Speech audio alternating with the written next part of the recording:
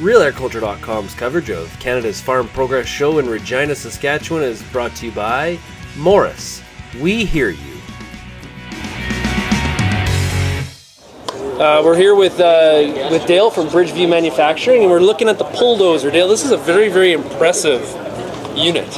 Obviously, you hook it up to a very large tractor. How many horsepower do you need? We recommend anywhere from 400 to 600 on this size machine, which is basically the 600 is the biggest ag tractor out there now, I think. Okay. How are guys using it? It's a land shaper. Okay.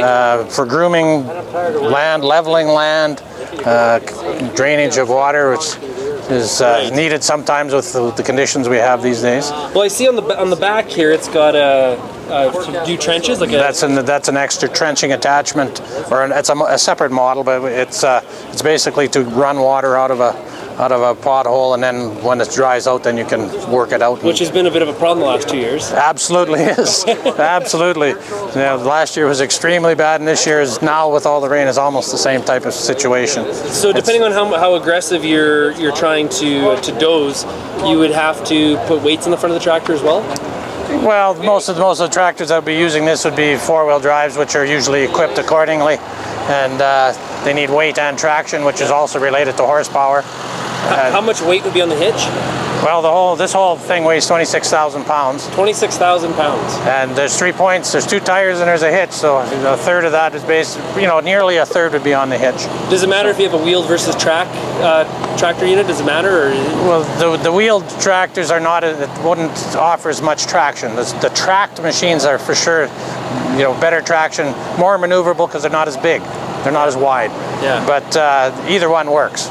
It's a pretty aggressive way to land level your yard, but it's more used for in-field stuff. It's almost an industrial grade type of machine. Yeah. We do sell some into the oil patch for leveling out the oil sites and that sort of thing. Yeah. They're easier to move around than a crawler. So I guess what are the advantages over the traditional bulldozer type machine where the blade's out in front? It's easier to control for depth and for level in the end. If you have a blade on the front of a tractor or a crawler, it's very subject to diving as in the ground conditions change. Where this, you got tires in the back, you got the tires on or wheels or tracks on the front. You've got a nice easy area to maintain level and smoothen your field. How long has the company been manufacturing these? We've run some prototypes. There's probably 6 years now. Okay. Full production is 3. So a number of units in the field then? Oh, a couple hundred of them, yeah. Oh, cool. Yeah, really good. Yeah, we make 2 sizes. We make this 24-foot size, and we also make an 18-foot size for the little bit smaller tractor.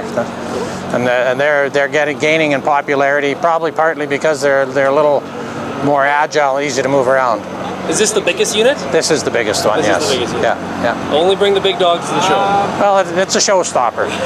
When we brought it here 5 years ago, nobody seen the need. They didn't know what it was.